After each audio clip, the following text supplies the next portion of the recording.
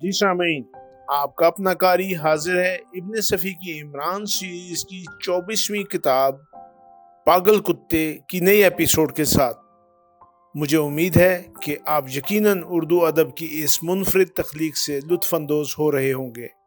اگر آپ نے اس سے پہلے والی ایپیسوڈز نہیں سنی تو ہمارے چینل کی پلے لسٹ میں جائیں اور پچھلی تمام ایپیسوڈ سنیں اور اپنے لطف کو دوبالا کریں۔ آئیے سنتے ہیں عمران سیریز کی نئی ایپیسوڈ۔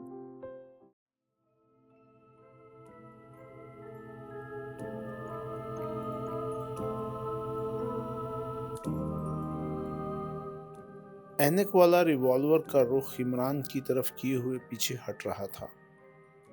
اس کی پوشت دروازے کی طرف تھی۔ اچانک ایک باوردی نقاب پوش دروازے میں نظر آیا اور اس نے اس زور کی لات اینک والے کی کمر پر رسید کی کہ وہ اچھل کر اس آدمی پر جا پڑا جو کچھ دیر پہلے یہاں بیٹھا شراب پی رہا تھا۔ دونوں ایک دوسرے سے ٹکرا کر فرش پر ڈھیر ہو گئے۔ دوسرا داڑھی والا دیوار سے ٹکا کھڑا انہیں حیرت سے دیکھ رہا تھا۔ پھر وہ دونوں اٹھ کر عمران پر ٹوٹ پڑے۔ عمران کے ہاتھ میں واکنگ اسٹک تھی۔ اس کی پہلی ضرب شرابی کے سر پر پڑی اور وہ کسی تناور درخت کی طرح وہیں ڈھیر ہو گیا۔ داڑھی والا رک گیا۔ اب اس کی آنکھوں پر اینک بھی نہیں تھی۔ لمبا پلاٹ بنانے والے اسی طرح گھڑے میں گرتے ہیں مسٹر شہاب فکری، عمران نے اسے مخاطب کر کے کہا۔ نواب مشکور اب بھی محفوظ ہیں، لیکن استقلال پارٹی کا بیڑا ہمیشہ کے لیے غرق ہو گیا۔ اتنے میں 4 نقاب پوش کیپٹن فیاض اور انسپیکٹر زاہد کو اندر لائے۔ ہیلو سپر فیاض، عمران چہک کر بولا۔ میں نے تم سے کہا نہیں تھا کہ آج رات کو میں کھیل ختم کر دوں گا؟ میں چاہتا تھا کہ ڈراپ سین تم اپنی آنکھوں سے دیکھ لو، لہٰذا تم یہاں موجود ہو۔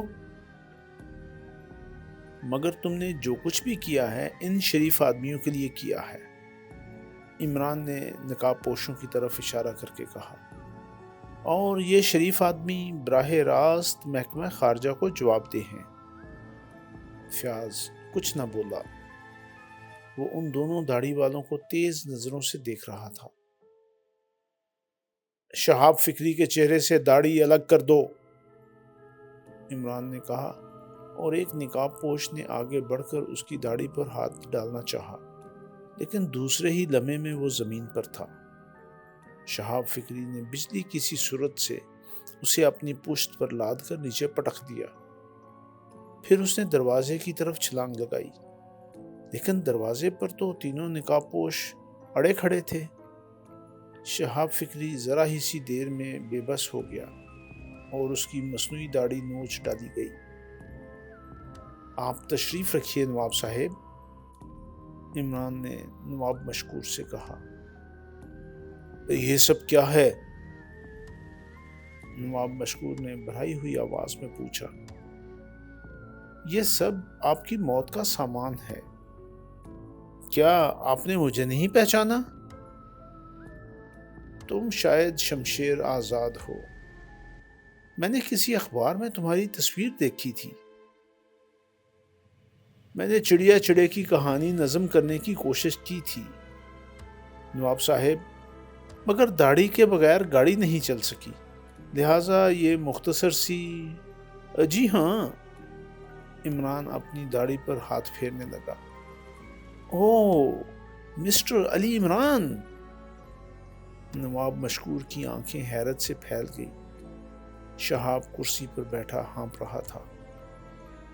ہاں نواب مشکور، مجھے افسوس ہے کہ پہلے میں نے ایک غلط راہ اختیار کی تھی۔ میں نے نہیں اختیار کی تھی، بلکہ مجھے غلط راہ پر ڈالا گیا تھا۔ شاید میں غلط راہ پر نہ پڑتا اگر آپ کی شخصیت اتنی پر اسرار نہ ہوتی۔ میں نے آپ کو پہلے کبھی نہیں دیکھا تھا۔ آپ کے متعلق بعض حیرت انگیز باتیں اکثر سنی تھیں، لیکن آپ یقین کیجئے کہ جب تک… ٹھہریے، شاید وہ آ گئی ہے۔ آپ حضرات براہ کرم دوسرے کمرے میں چلے جائیے، جلدی کیجیے، اور تم شہاب خاموشی سے بیٹھے رہو گے، ورنہ تم جانتے ہو کہ میں کیسا آدمی ہوں، اور تم مر بھی گئے تو ذرا برابر بھی پرواہ نہ ہوگی۔ نقاب پوش بقیہ لوگوں سمیت دائیں جانب والے دروازے سے نکل گئے۔ قدموں کی آواز قریب ہوتی جا رہی تھی۔ پھر تہمینہ کمرے میں داخل ہوئی۔ ارے اس کی زبان سے بے ساختہ نکلا اور جھپٹ کر شہاب کے قریب آئی۔ ہاں دور رہیے، آپ کون ہیں؟ یہ صاحب اپنا ذہنی توازن کھو بیٹھے ہیں، یہ دیکھیے۔ عمران نے بے ہوش آدمی کی طرف اشارہ کر کے کہا، جو اب بھی وہیں پڑا ہوا تھا اور اس کے سر کے نیچے کی زمین سرخ ہو گئی تھی، شاید سر کی چوٹ گہری تھی۔ مگر آپ انہیں ان کے کمرے سے کیوں نکال لائے؟ تہمینہ غصیلے لہجے میں بولی۔ میں کیا کرتا محترمہ، وہاں اس کمرے میں ان سے اس سے بھی بڑا پاگل پن سرزد ہونے جا رہا تھا، اس لیے میں مجبوراً انہیں اس کمرے میں گھسیٹ لایا۔ یہ نواب مشکور بننے کی کوشش کر رہے تھے۔ آپ خود سوچئے کہ یہ کتنا بڑا پاگل پن ہے۔ ختم کرو تہمینہ، دفتن شہاب بڑھائی ہوئی آواز میں بولا۔ ہم ہار گئے، یہ شمشیر آزاد نہیں بلکہ عمران ہے۔ اوہ! تہمینہ اپنے ہونٹوں کو دائرے کی شکل میں لا کر رہ گئی۔ اس کے چہرے پر ہوائیاں اڑنے لگی تھیں۔ اچانک یکے بعد دیگرے کئی فائروں کی آوازیں آئیں اور شہاب اچھل کر کھڑا ہو گیا۔ اس کے ہونٹوں پر ایک زہریلی سی مسکراہٹ تھی اور وہ عمران کی آنکھوں میں دیکھ رہا تھا۔ اب بتاؤ، اس نے کہا، اب میں یہاں تنہا نہیں ہوں، میرے آدمیوں نے خطرے کی بو سونگھ لی ہے۔ پھر اس سے مجھے کیا فائدہ پہنچے گا؟ عمران نے حیرت ظاہر کی۔ سور کے بچے! شہاب نے دانت پیس کر عمران پر چھلانگ لگائی۔ لیکن وہ عمران ہی ٹھہرا۔ تہمینہ بلبلا اٹھی، کیونکہ شہاب اسی سے آ ٹکرایا تھا اور عمران تو الگ کھڑا ہکلا رہا تھا۔ دیکھو یہ کیا شرافت ہے! اجی واہ، عورتوں سے کشتی لڑتے ہوئے شرم نہیں آتی؟ شہاب تہمینہ کو چیختا چھوڑ کر اٹھا اور عمران پر ایک کرسی کھینچ ماری۔ کیوں فرنیچر برباد کر رہے ہو؟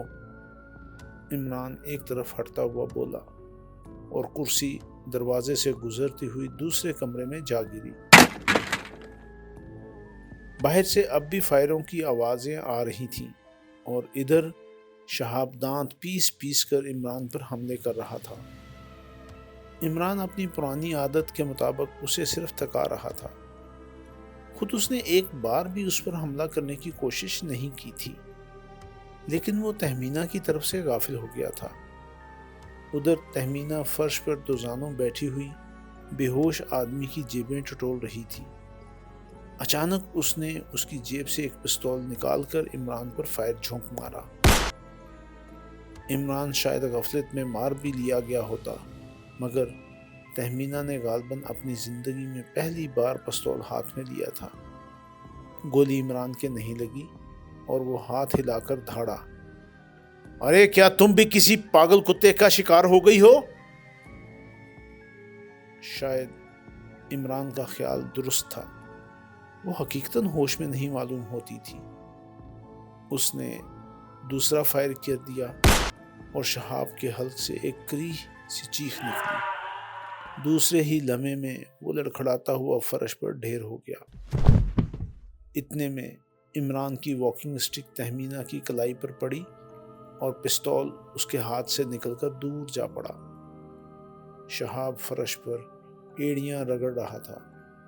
عمران نے جھپٹ کر پستول اٹھاتے ہوئے کہا، شہاب تم مرو گے نہیں، اطمینان رکھو، کیونکہ گولی شاید تمہاری ران میں لگی ہے۔ تہمینہ کسی بھوکی شیرنی کی طرح عمران پر ٹوٹ پڑی۔ ارے بچاؤ! عمران حلق پھاڑ کر دھاڑا اور دو نقاب پوش دوڑے ہوئے کمرے میں گھس آئے، لیکن یہ مضحکہ خیز سچویشن ان کی دلچسپی کا باعث بن گئی اور انہوں نے دور ہی سے ہنسنا شروع کر دیا۔ عمران تہمینہ کے حملوں سے بچنے کے لیے ڈری ڈری سی آواز نکالتا ہوا سارے کمرے میں چکراتا پھر رہا تھا اور تہمینہ کے حلق سے گالیوں کا طوفان امڑ رہا تھا۔ پھر کچھ دیر بعد وہ بھی چکرا کر گری اور بے ہوش ہو گئی۔ ہیں؟ یہ سناٹا کیسا؟ عمران آنکھیں پھاڑ کر بولا۔ کیا تمہیں شکست ہو گئی؟ وہ صرف دو ہی تھے، انہیں قابو میں کر لیا گیا ہے، نقاب پوش نے کہا۔ عمران کچھ سوچنے لگا۔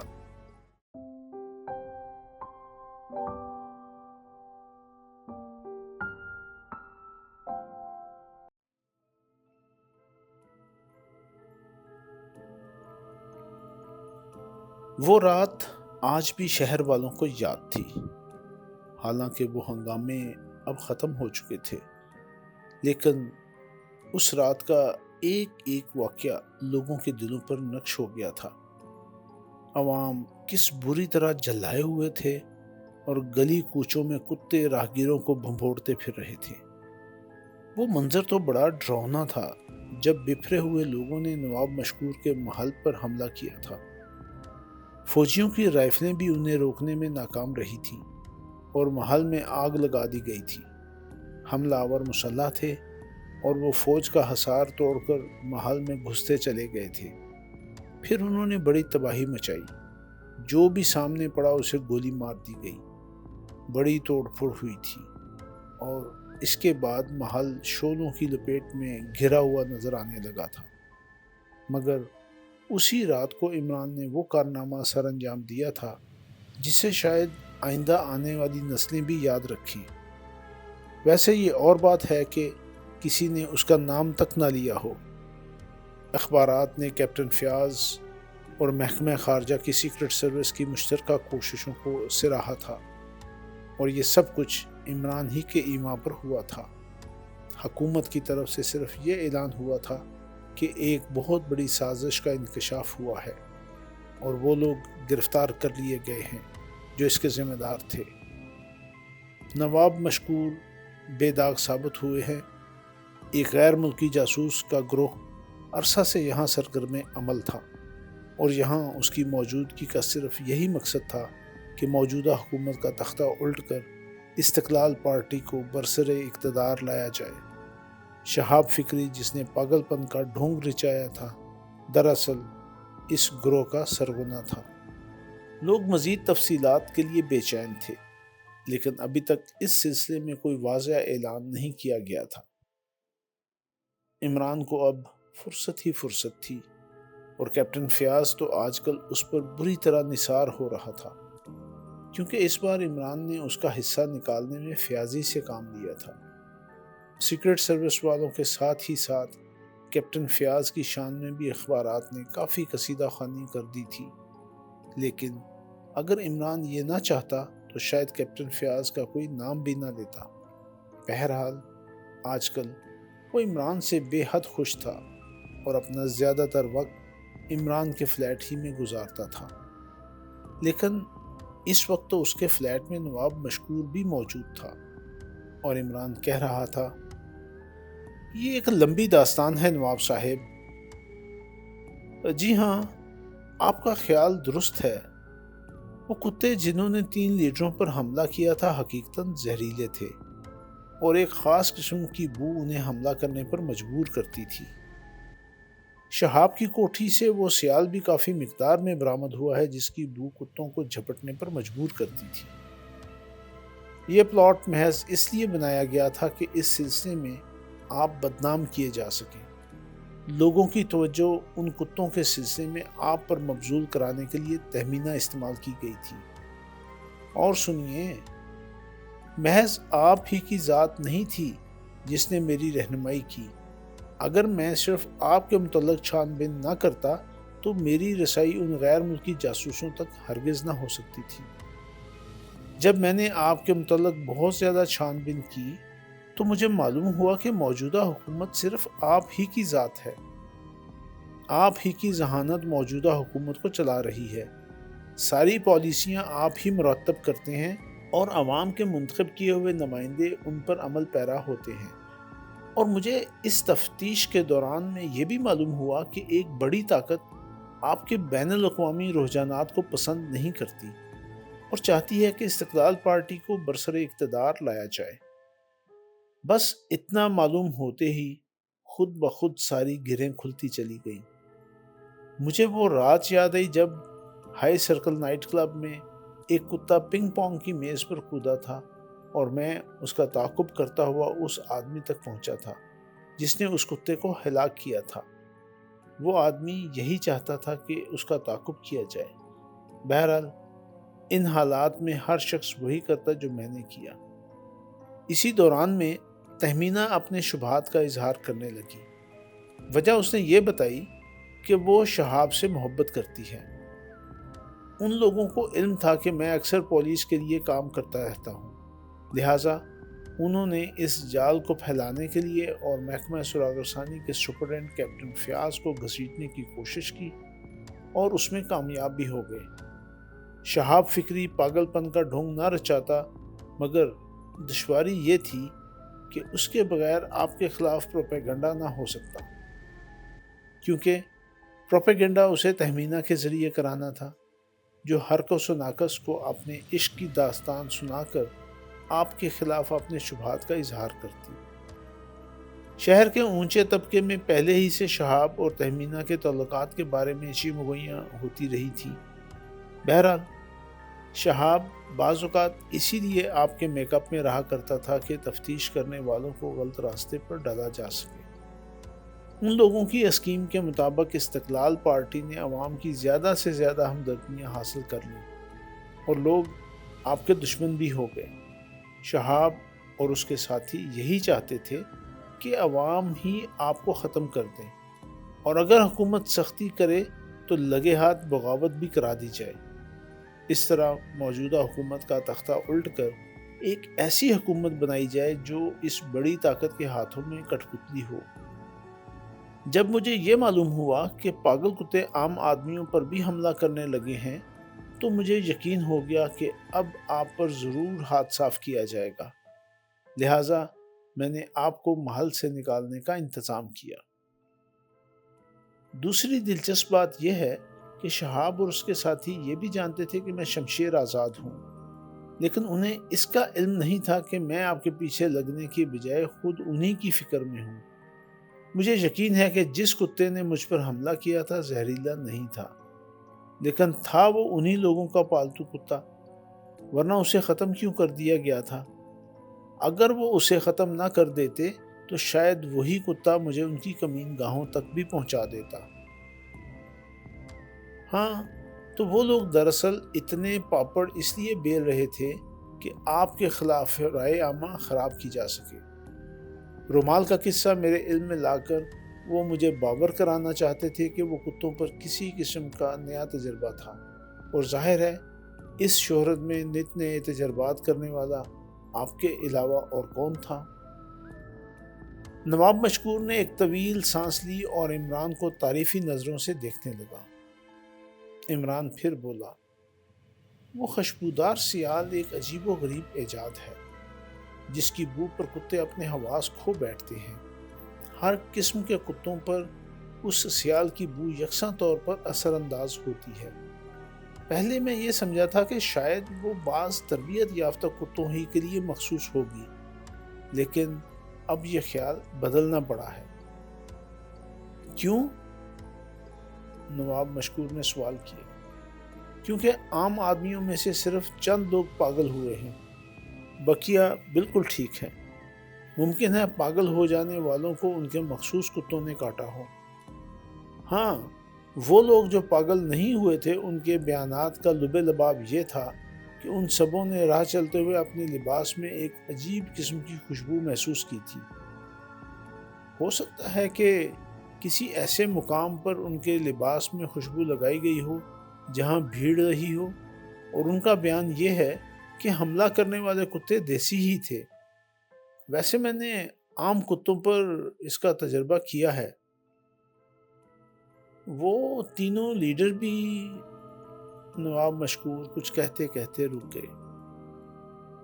میرا خیال ہے کہ ان کا کیس غلط نہیں ہے، وہ سچ مچ پاگل ہو گئے ہیں۔ نواب مشکور کچھ نہ بولا، شاید وہ کوئی سوال مرتب کر رہا تھا۔ بہرحال عمران کچھ دیر بعد بولا، استقلال پارٹی تو ڈوب ہی گئی۔ ہاں، نواب مشکور نے پھر ایک طویل سانس لی اور جیب سے چیک بک نکالی۔ پھر اس نے ایک چیک لکھ کر پھاڑا اور عمران کی طرف بڑھا دیا۔ 30,000؟ عمران نے حیرت سے کہا، مگر کیوں؟ یہ کیوں؟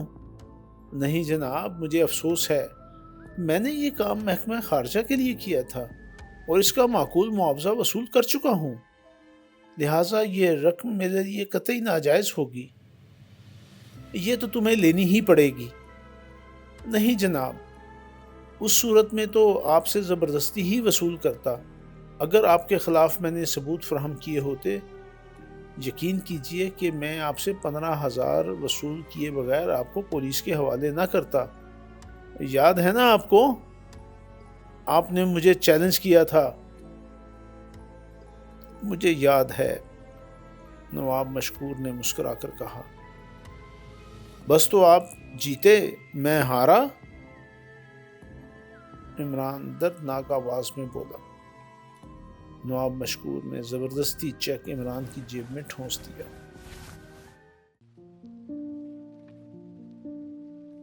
جی سامعین، آپ نے عمران سیریز کی نئی ایپیسوڈ سنی۔ مجھے یقین ہے کہ آپ ضرور اس سے محظوظ ہوئے ہوں گے۔ آپ کا قاری آپ سے اجازت چاہتا ہے، مگر جانے سے پہلے ہمارے چینل کو ضرور سبسکرائب کریں، اپنے دوستوں اور دیگر حلقہ احباب میں بھی اسے شیئر کریں۔ ملتے ہیں کچھ دیر کے بعد نئی ایپیسوڈ کے ساتھ۔